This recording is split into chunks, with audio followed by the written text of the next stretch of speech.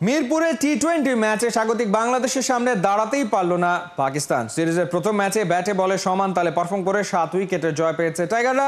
প্রথমে ব্যাট করতে নেমে তাসকিন মুস্তাফিজদের অতি কিপ্টে বোলিংয়ে 110 রানে গুটিয়ে যায় সালমান আগার দল। জবাব দিতে নেমে দ্রুত লিটন তামিমের উইকেট হারালেও পথ হারায়নি বাংলাদেশ। হাসান সজীবের ম্যাচ রিপোর্টে বিস্তারিত। মিরপুরের উইকেটে যখন খেলা তখন টাইগাররাই তো সেরা।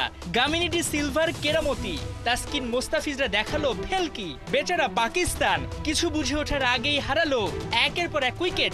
হোম কন্ডিশন কাজে লাগিয়ে টাইগাররা জিতলো প্রথম টি-20। ইদানিং কি জানি কি হয়েছে টাইগারদের, ফ্যানদের মন কাটতে পারছে না ঠিকঠাক, তাতে শঙ্কা জাগে। ক্রিকেট থেকে মুখ ফিরিয়ে নিয়েছে দর্শকরা, সবকিছুকে মিথ্যে প্রমাণ করলেন পাগলাটে ভক্তরা। মিরপুরে প্রতিটি গ্যালারি সমর্থকে ঠাসা। সিরিজের প্রথম টি-20তে টস ভাগ্য বাংলাদেশের পক্ষে। পাকিস্তানকে লিটন দাস আগে পাঠালেন ব্যাটিংয়ে। শুরুতেই উইকেট পাওয়ার সুযোগ ছিল টাইগারদের। তাসকিনের হাতে সহজ ক্যাচ হাতছাড়া, 4 রানে ফকর জামানের বেঞ্চে ফেরা। ক্যাচ মিসের ক্ষতিপূরণ নিজেই করলেন তাসকিন, 6 রানে ফেরালেন ওপেনার সাইম আইয়ুবকে। পাকদের বিপদ বাড়িয়ে দেন শেখ মেহেদী, 4 রানে তুলে নিলেন মোহাম্মদ হারিসের উইকেট। ঘুরে দাঁড়ানোর পরিবর্তে উল্টো বেকায়দায় সফরকারীরা 9 বলে 3 রান করে কাপ্তান সালমান আঘার ফেরা। স্কোরবোর্ডে 1 রান যোগ হতেই চতুর্থ উইকেট হারায় পাকিস্তান। কাটার মাস্টারের কাটারে বিনা রানে কাটা পড়লেন হাসান নওয়াজ। নামের পাশে 2 অঙ্কের রান তুলতে সংগ্রাম চালায় পাক ব্যাটাররা। একটু বেশি তাড়াহুড়োয় দলীয় 46 রানে মোহাম্মদ নওয়াজ, 70 রানে ফকর জামানের রান আউট হয়ে ফেরা। ব্যাটিং বিপর্যয় কাটিয়ে উঠতে খুশদিল শাহ, আব্বাস আফ্রিদির আপ্রাণ চেষ্টা, তবে 17 রানের বেশি করতে পারেননি খুশদিল। পাক অলরাউন্ডারকে স্বীকার করেন মোস্তাফিজ। ব্যাটিং লাইন আপ ভেঙে চুরমার সফরকারীদের। ভালো একটা পুঁজি পেতে আব্বাস কিছুটা সংগ্রাম করলেও শেষমেশ তাসকিনের কাছে ধরা পড়েন তিনি। 22 রানে ফেরেন প্যাভিলিয়নে। নির্ধারিত ওভারের আগেই 110 রানে গুটিয়ে যায় পাকিস্তান। 4 ওভারে মাত্র 6 রান খরচায় মোস্তাফিজের 2 উইকেট। তাসকিনের খাতায় 3 উইকেট 6.5 ইকোনমিতে। অল্প রানে তারায় শুরুতেই ধাক্কা বাংলাদেশের। 7 রানে তানজিদ তামিম ও লিটন দাসের উইকেট হারিয়ে চাপে টাইগাররা। পারভেজ ইমন, তাওহিদ হৃদয়ের দেখে শুনে পথ চলা। 2 টাইগার ব্যাটারের পার্টনারশিপে ম্যাচে ফেরে বাংলা। 2টি করে 4 ছক্কায় 37 বলে 36 রান করে প্যাভিলিয়নে ফেরেন তাওহিদ হৃদয়। অবশ্য তাতে ম্যাচ থেকে আর ছিটকে পড়েনি বাংলাদেশ। পারভেজ ইমনের দায়িত্বশীল ব্যাটিংয়ে শেষমেশ জয়টা স্বাগতিকদের। সিরিজে 1-0-তে এগিয়ে যায় টিম টাইগার্স। হাসান সজীব, 71। দেশের বাইরে অনেকেই বাংলাদেশকে চেনে না, তবে সাকিবকে ঠিকই চেনে, এমনই মন্তব্য করলেন ইমরুল কায়েস। জাতীয় দলের সাবেক এই ওপেনার মনে করেন টি-20 দলকে এখনো সাকিবের দেয়ার অনেক কিছু আছে। সামনের বিশ্বকাপে বাহাতি অলরাউন্ডার দলে থাকলে চাঙ্গা হবে বাকি ক্রিকেটাররা। সাইফুল রূপকের রিপোর্ট। যখন ক্রেডিট নিই দেশের বাইরে যে আমি আপনার বাসা কই বাংলাদেশ, আসলে তখন অনেকেই চিনে না, সাকিব আল হাসানকে কিন্তু চিনে। তো এই ক্রেডিটটা নেওয়ার সময় সাকিব আল হাসান আসে। পলিটিশিয়ান কিন্তু সে 6 মাসের 16-17 বছর ধরে যে ক্রিকেটার ছিল, দেশে আনার ক্ষেত্রে তখন প্রবলেম হয়ে যায়, পলিটিশিয়ান হয়ে যায়। এটা গার্জেনের মতো থাকবে, অন্যান্য প্লেয়াররাও একটা আস্থা পাবে যে না সাকিব ভাই আছে। ভক্তদের মনের মণিকোঠায় সাকিব 18 বছর দেশকে দুহাত ভরে দিয়েছেন। রাজনীতির ময়দানে 6 মাস, ক্রিকেটের মহানায়ক সাকিবের সব অর্জনই কি ধুলোয় মিশিয়ে দিল? ভক্তরা এখনও চায় বাহাতি ফিরুক, ব্যাটে বলে দাপট দেখিয়ে সবাইকে আনন্দে ভাসাক। মিডিয়া কমিটির চেয়ারম্যান মিঠু ভাই বলেছেন door is open for Shakib. President Bulbul ভাই উনিও বলেছেন যে হয়তো বিসিবি যোগাযোগ করবে। ইমরুল কায়েস কি মনে করে, আসলে কি এটা মুখে বলার জন্য বলা নাকি দৃশ্যমান কিছু হতে পারে? পলিটিশিয়ান কিন্তু সে 6 মাসের, তার আগে কিন্তু সে 16-17 বছর ধরে যে ক্রিকেটার ছিল। 5 আগস্টের সময় সাকিব আল হাসান কোথায় ছিল এগুলো আমরা সবাই জানি। ওই দিক থেকে ওভারঅল হিসাব করে তো আমরা আমাদের দেশে চিন্তা করতে পারি যে সাকিব আল হাসানকে আমরা কি নেক্সট ওয়ার্ল্ড কাপের জন্য চিন্তা করতে পারি কিনা, আমাদের দলের জন্য চিন্তা করতে পারি কিনা। 10 মাসে যেভাবে তিনি দেশ থেকে বা ক্রিকেট বোর্ড থেকে বঞ্চিত হয়েছেন বা নানা রকমের হেনস্থায় পড়েছেন, চাইলে কি সাকিবকে ডাকলে এখন সাকিব দৌড় দিয়ে চলে আসবে? আমি যেটুকু মনে করি আসলে সাকিব আল হাসান সে ক্রিকেট খেলতে চাই, সে দেশে আসা না আসা ডাজন্ট ম্যাটার।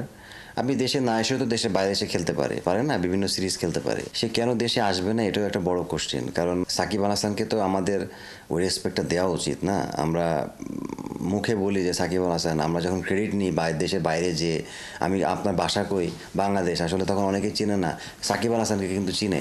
তো এই ক্রেডিটটা নেওয়ার সময় সাকিব আল হাসান আসে, কিন্তু যখন সাকিব আল হাসানকে আমাদের মানে দেশে আনার ক্ষেত্রে তখন প্রবলেম হয়ে যায়, পলিটিশিয়ান হয়ে যায়। আমার কাছে মনে হয় যে এটা ভাই মানে এটা খুব বাজে আমাদের মেন্টালিটির পরিচয় দেয়। এমন একজন এক্সপিরিয়েন্স ক্রিকেটার, লম্বা সময় বিশ্বসেরা অলরাউন্ডার, আগামী টি-20 বিশ্বকাপে বাংলাদেশ দলে থাকলে নিশ্চয়ই বাকিদের একটা সাহস দেবে। অফকোর্স সাহস দেবে, কারণ এই মুহূর্তে দেখেন সিনিয়র প্লেয়ার নাই টিমে আসলে। তো আপনি যদি দেখেন যে প্রত্যেকটা দেশে কিন্তু 2-1টা করে সিনিয়র প্লেয়ার থাকে, যেটা মানে একটা আস্থার জায়গা তৈরি করে। আপনি চান্দিমালকে দেখেন, শ্রীলঙ্কা নিয়ে আসছে লাস্ট ম্যাচে, কেন নিয়ে আসছে? মানে একটা মিডল অর্ডার রাস্তার জায়গা তার তৈরি করার জন্য, যদিও সে ভালো খেলে নাই। তো আমার কাছে মনে হয় যে এই ধরনের একটা প্লেয়ার যখন টিমে থাকবে, একটা গার্জেনের মতো থাকবে, অন্যান্য প্লেয়াররাও একটা আস্থা পাবে যে না সাকিব ভাই আছে, অবভিয়াসলি একটা ডিসিশন নেওয়ার ক্ষেত্রেও সে একটা পজিটিভ আমাদের একটা ডিসিশন দিতে পারবে। তো আমার মনে হয় যে অবশ্যই পজিটিভ হবে যদি সাকিব ব্যাক করে। সাইফুল রূপক, ৭১। আর্চারির অজানা সব কথা যেন একটা বইতে বাংলাদেশের তীর ধনুকের খেলায় বিশ্ব মঞ্চে পৌঁছে দেওয়া সংগঠক কাজী রাজীব উদ্দিন আহমেদ চপলের আত্মজীবনীমূলক বই তীর ধনুকে বাজিমাতের প্রকাশ হলো ক্রীড়াঙ্গনের বহু উজ্জ্বল মুখের উপস্থিতিতে। অনুবাপী রিপোর্ট। কতটা পথ পেরোলে তাকে পথিক বলা যায়, কত দেয়াল ডিঙালে মেলে অর্জন, কত সাহস নিয়ে এগিয়ে চললে নতুনের সাথে হয় চুক্তি। বাংলায় আর্চারির জনক কাজী রাজীব উদ্দিন আহমেদ চপল এবার সেই গল্পটা শোনাতেই পারেন। যখন তীর ধনুকের খেলাটা প্রতিষ্ঠা করার চেষ্টা করেন তখন অনেকেই টিপ্পনি কেটে বলেছিলেন অনেক কথা, কিভাবে ডালপালা ছড়িয়ে সেই খেলাটাই বিশ্বমঞ্চে বাংলাদেশকে বারবার করেছে গৌরবান্বিত। তীর ধনুকে বাজিমাত বইয়ের প্রতিটা পাতায় রয়েছে সেই সব গল্প। আমি নিজেই অবাক হয়ে গেছি আর নিজে আবেগে আপ্লুত হয়ে গেছি আপনাদের সাথে কী কথা বলবো। তবে আমি ধন্য। তবে এটা একটাই মেসেজ দেয় যে আমার মতো যারা লেখক নয় কিন্তু লেখার ইচ্ছা আছে, তারাও জাগ্রত হয়ে যাবে ক্রীড়া সম্পর্কে যার যার অভিজ্ঞতা নিয়ে কিছু বলার। যে আর্চারির মাধ্যমে আমরা কিন্তু আমাদের দেশের পতাকাকে বারবার বিদেশের মাটিতে তুলে ধরতে পেরেছি। তো এটা নিয়ে যখন একটা বইয়ের প্রপোজাল আসলো এবং আমাদের কাছে ভালো লাগলো বইয়ের কন্টেন্ট, ওয়ার্ল্ডে যারা খেলছে তাদের সাথে যোগাযোগ রাখাটা খুবই ইম্পর্টেন্ট এবং এখানে চপলের ভূমিকা কিন্তু লিডিং ভূমিকা। চপলের নীরব পরিশ্রম, নেতৃত্ব ও ভালোবাসার গল্পই উঠে এসেছে বইয়ে। ব্যতিক্রমী এই আত্মজীবনীতে মিলেছে বাংলাদেশ আর্চারির উন্নয়নের নেপথ্যে অনেক অজানা অধ্যায়। আন্তর্জাতিক আর্চারির বড় কর্তারাও উপস্থিত ছিলেন এই আয়োজনে। Bangladesh Archery Federation, which is one of our younger federations, but with a lot of success in a very short time. Sultan Archery Chabul, Sultan from Archery, Mr. Chabul. একজন স্বপ্নবান সংগঠক যিনি নিজের ঘরেই আর্চারির বীজ রোপণ করেছিলেন অকুণ্ঠ ভালোবাসায়। আজ সেই বীজ মহিরুহ হয়ে ছড়িয়ে পড়েছে দেশের গণ্ডি পেরিয়ে আন্তর্জাতিক আঙিনায়। তার একটা স্বপ্নের ব্যাপার, একটা বই বের করবে, আর্চারির কাহিনী থাকবে, সেখানে সবকিছু থাকবে। আর শুরুটা যেহেতু আমার বাসা থেকেই হয়েছিল এবং এতদিন পরে একটা সেটাকে পূর্ণাঙ্গ রূপ দিল, বই বের করলো, অবশ্যই ভালো লাগবে। একটু ইমোশনাল, একটু বলতে কষ্ট হচ্ছে আজকে, কারণ দিনটা এভাবে সবাই আসবে, সবাই এরকম ভালোবাসা দিবে এটা আসলে বুঝতে পারিনি, কিন্তু খুবই ভালো লাগছে আসলে। ক্রীড়াঙ্গনের প্রতি বাবার যে আন্তরিকতা, ভালোবাসাটা খণ্ডে খণ্ডে দেখা হয়েছে। কয়েকজন বাসায় আসতেন, দেখা হতো। তো আজকে আসলে মানে বিয়ের পর প্রথম পুরো পরিবারটাকে একসাথে যেরকম দেখা, সেরকমটাই মনে হচ্ছে। তীর ধনুকে বাজিমাত শুধু একটি আত্মজীবনী নয়, এটি এক সংগ্রামী পথ চলার দলিল, যেখানে ত্যাগ, শ্রম, স্বপ্ন ও সাফল্য একসাথে ধরা দিয়েছে প্রাণবন্ত ভাষায়। অর্ণব বাপি, ৭১। স্ট্র্যাটেজিক টাইম আউট শেষে এক ম্যাচ বাদে আবারও মেসির জোড়া গোল। শেষ 7 ম্যাচে 6 জোড়া গোল করে আরও উঁচুতে উঠলেন লিওনেল মেসি, টপকে গেলেন রাইভাল ক্রিস্টিয়ানো রোনালদোকে। MLS-এ নিউ ইয়র্ক রেড বুলসকে 5-1 গোলে হারালো ইন্টার মায়ামি। কোহিনুর কণার রিপোর্ট। লিও মাঠে নামবেন, গোল করলে জোড়াই করবেন, আর ম্যাচ শেষে আইকন অফ দ্য প্লেয়ার ট্রফিটা নিয়ে বাড়ি ফিরবেন। আমেরিকান ফুটবলে এটাই এখন নিউ নর্মাল। বিশ্বকাপের ঢাকায় কাঠি পড়তেই যেন ঠিকরে বেরিয়ে পড়ছে লিওর পারফরম্যান্সের আগুন। নিউ ইয়র্ক রেড বুলসের বিপক্ষে বিশ্বকে দেখালো তারই ডেমনস্ট্রেশন। পুরো 90 মিনিটে ম্যাচের সবচেয়ে বেশি 4টি বিগ চান্স ক্রিয়েট করেছেন Lionel Messi. On target shot নিয়েছেন 2টি, যার 2টি গোলে কনভার্ট করেছেন, অ্যাসিস্টও করেছেন 1টি। ম্যাচে লিওর রেটিং পয়েন্ট 9.4। রেড বুলসের বিপক্ষে জোড়া গোল করে আরও উঁচুতে চড়ে গেলেন এলান্টেন।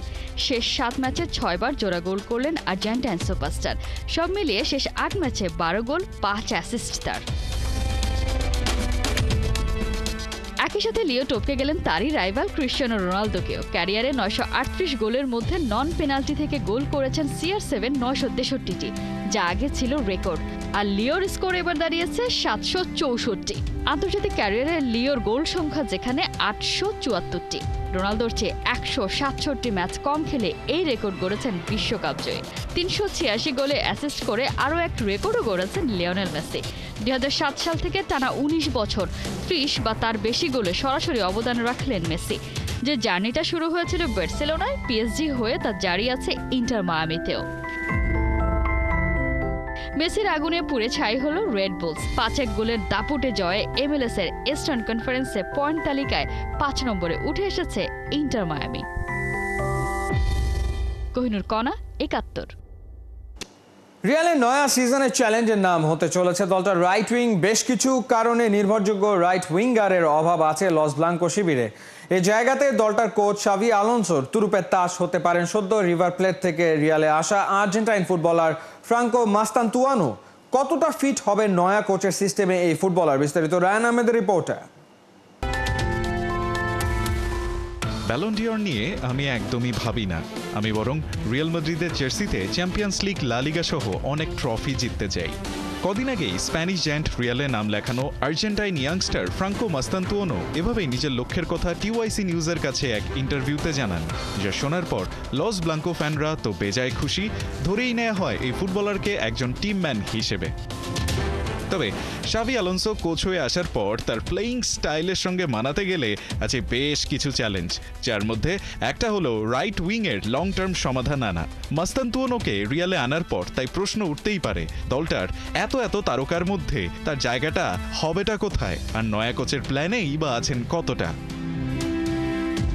3-4-2-1 ফরমেশনে লেভারকুসেনে সাফল্য পেলেও ইউরোপিয়ান গণমাধ্যমগুলো বলছে রিয়ালে খানিকটা 4-3-3 সিস্টেমের দিকেই ঝুঁকছেন শাভি। আর এই সিস্টেমে রাইট উইং পজিশনেই এই আর্জেন্টাইন ফুটবলার খেলবেন ভাবা হচ্ছে এমনটাই। তার পেছনে অবশ্য আছে বেশ কিছু কারণ। একদিকে রদ্রিগো ক্লাব ছাড়ছেন, ট্রান্সফার মার্কেটে আছে এমন গুঞ্জন। অন্যদিকে ভালভার্দেকে রাইট উইংয়ে দেখা গেলেও তাকে মিডফিল্ডেই ব্যস্ত থাকতে হবে অন্তত এই সিজনটা, কারণ কাঁধে সার্জারি হয়েছে জুড বেলিংহামের। চলতি মৌসুমের বড় অংশই মাঠে নামা হবে না তার। এই জায়গাটাতেই মাস্তান্তুয়ানো আনতে পারবেন তার স্কিল সেট। তিনি মূলত একজন রাইট উইঙ্গার এবং অ্যাটাকিং মিডফিল্ডার।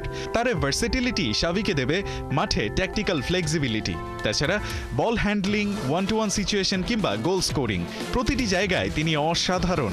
ফ্রি কিকে অসাধারণ দক্ষতা তাকে সেট পিসে এনে দিয়েছে স্পেশালিস্টের তকমা। শাভি বেশিরভাগ সময়ই চান বল ধরে রেখে খেলতে, যেখানে পেছন থেকে গেম বিল্ড করা হয়, সঙ্গে থাকে হাই প্রেসিং, যে সুযোগ তৈরি করে দেয় ওয়াইডে থাকা ফুটবলারদের জন্য। মাস্তান্তুয়ানো ড্রিবলিং এর দক্ষতা, টিমমেটদের সঙ্গে কুইক পাসিংয়ে ফাইনাল থার্ডে বল সাপ্লাই দেওয়ার অ্যাবিলিটি শাভির ফুটবল দর্শনের সঙ্গে দারুণ মানিয়ে যায়। তাছাড়া রিয়াল কোচ যদি তার প্লেয়িং সিস্টেমে দুজন অ্যাটাকিং মিড ব্যবহার করেন, তবে সেখানেই আর্জেন্টাইন ফুটবলারের নাম্বার 10 হিসেবে খেলার সক্ষমতা তাকে বানাবে রেগুলার স্টার্টার। মাস্তান্তুয়ানোর পটেনশিয়ালে আস্থা আছে বলেই শাভি তাকে নিজেই রিয়ালে আসতে রাজি করিয়েছেন। নয়া কোচের সুখ্যাতি আছে ইয়াং ট্যালেন্টদের ডেভেলপ করার, যেমন ফ্লোরিয়ান ভিটসকে করেছেন লেভারকুসেনে। তাই মাস্তান্তুয়ানো রিয়ালের জার্সিতে নয়া মৌসুমে হতে পারেন Xavi Trump card, loss ব্লাঙ্কোদের right উইংয়ের নির্ভরযোগ্য সলিউশন। রায়ান আহমেদ, 71।